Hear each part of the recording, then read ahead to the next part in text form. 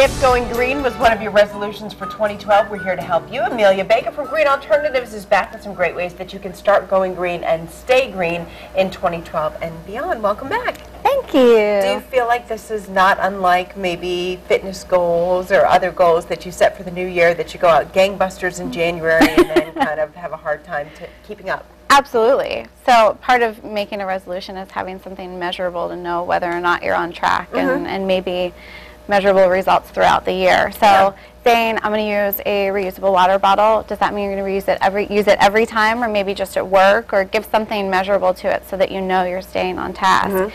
And then it becomes something that is part of your daily life and it's easier to stick to. Yeah, and when you talk about measurable and doing something like that daily, I mean, if you were one to carry a plastic bottle around, I mean, 365 plastic bottles is something measurable that you're not putting out there anymore. Absolutely.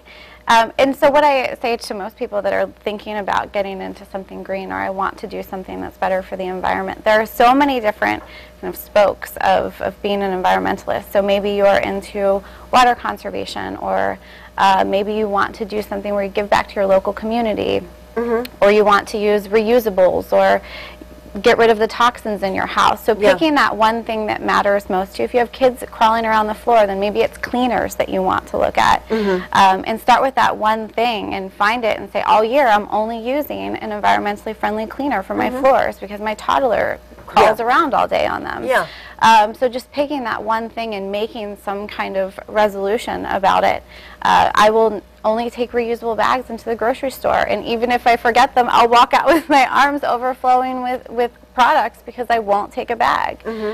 So just picking that one thing that matters to you and not saying I'm just going to be green this year and having it be some all-encompassing resolution that you really don't know what that means or how to begin. Yeah, so maybe get a handle on one thing, and then if you want to add something else, you know. Absolutely. How do we sustain those goals?